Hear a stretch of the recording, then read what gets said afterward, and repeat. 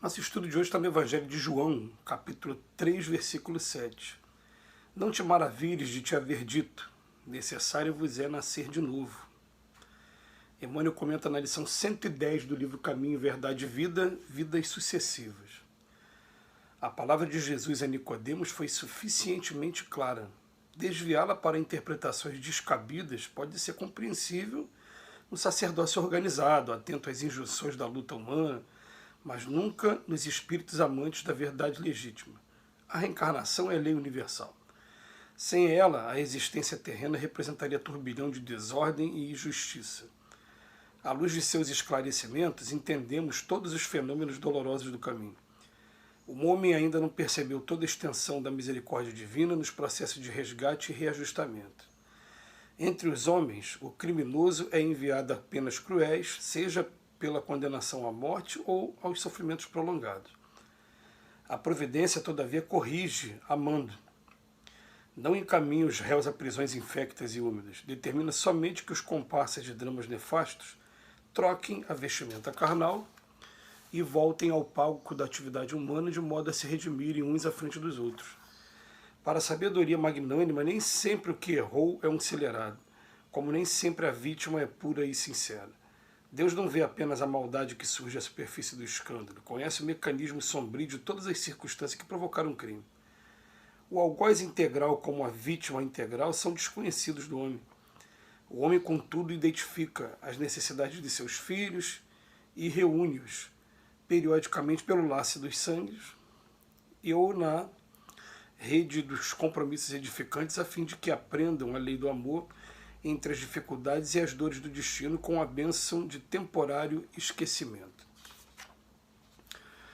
No primeiro momento, Emmanuel vem falar sobre a reencarnação, mas lembrando, né, que tem textos no Evangelho que são muito francos, muito diretos. Ele está fazendo referência à conversa que um senador fariseu foi ter com Jesus à noite, escondido, num horário que ninguém estava prestando atenção, né, para poder conversar com Jesus. E ele vai direto a Jesus fazer perguntas sobre a possibilidade da reencarnação. Então, antes ele começa a conversa assim, né?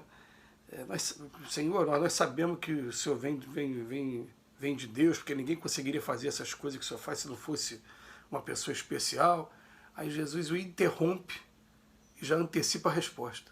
Fala, em verdade vos digo que é necessário nascer de novo. Aí ele fica surpreso com aquela pergunta, né? Leu o meu pensamento? Aí ele faz, mas como é que pode uma pessoa voltar a entrar no útero da mãe? Aí ele fala, em verdade eu vos digo que é necessário renascer da água e do espírito. A água por quê? Porque a água é sinônimo de matéria. Aliás, não existe uma só forma de vida aqui na Terra que não nasce da água. Nós, mamíferos, temos líquido miniótico. Quem é ovíparo tem um líquido dentro do ovo. Todos os lugares têm água onde tem renascimento.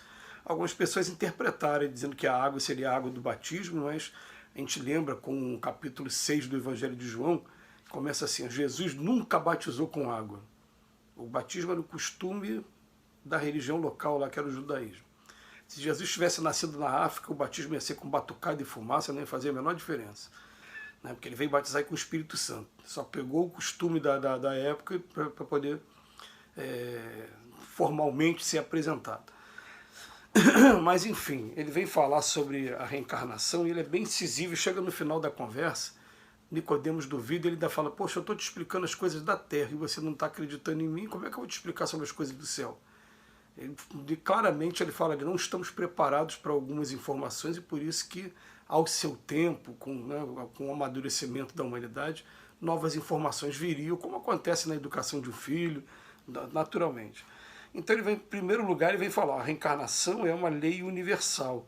Mas logo em seguida, na segunda parte do texto, ele vem falar com relação ao criminoso. Eu gosto sempre de trazer aquela definição que Chico Xavier trouxe para a gente, de criminoso somos todos nós quando somos descobertos.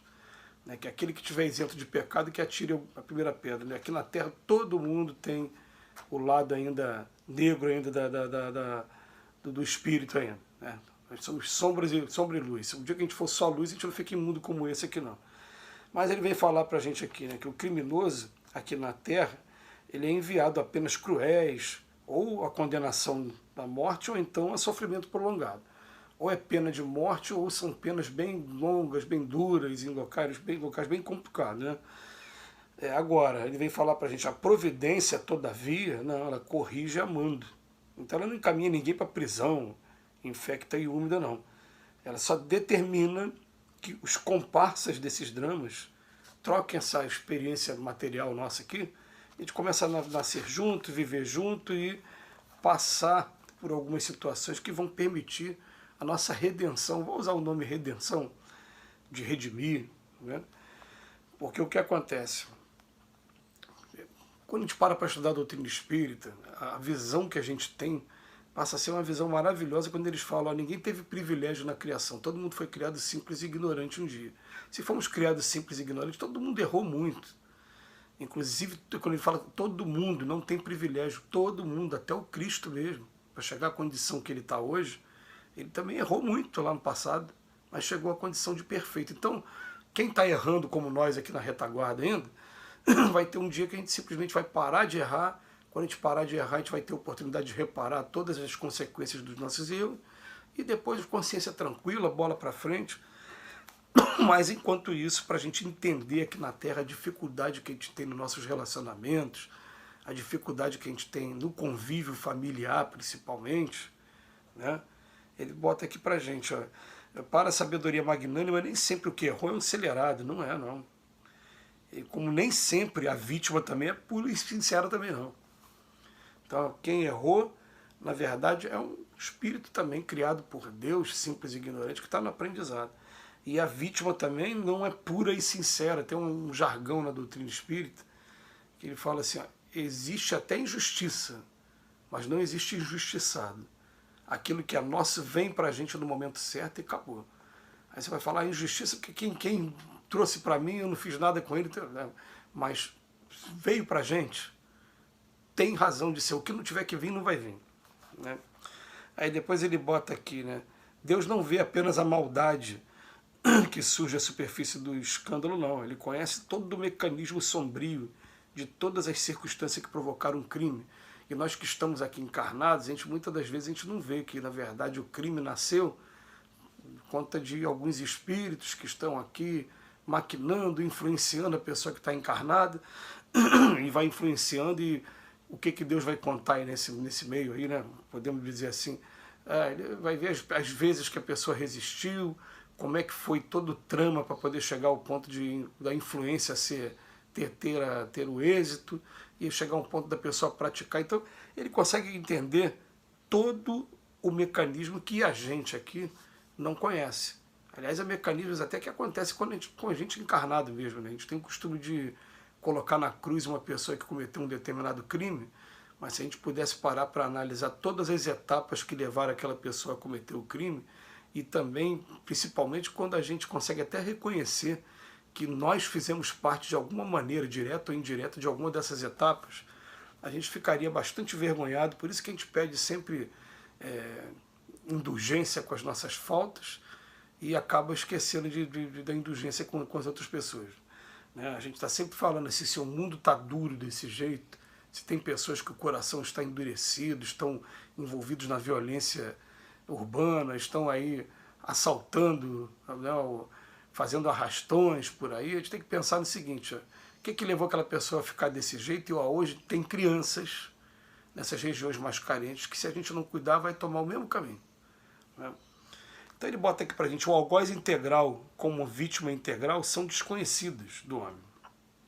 O pai, contudo, identifica as necessidades dos filhos e reúne-os na reencarnação, periodicamente pelos laços do sangue, ou na rede de compromissos, que um vai assumindo com o outro, a fim de aprender a lei do amor entre as dificuldades e dores do destino. Por isso que a gente vai encontrar assim, gente, não existe uma só família fácil aqui na Terra. A nossa família vai trazer sempre o contato com aqueles que a gente tem mais necessidade de resgate, de aprendizado, de reparação, de tudo. E por isso acontecem os choques naturais, choques que muitas das vezes são por conta do nosso egoísmo, mas a grande maioria das vezes são por conta de compromissos assumidos mesmo. Que Jesus nos abençoe hoje e sempre.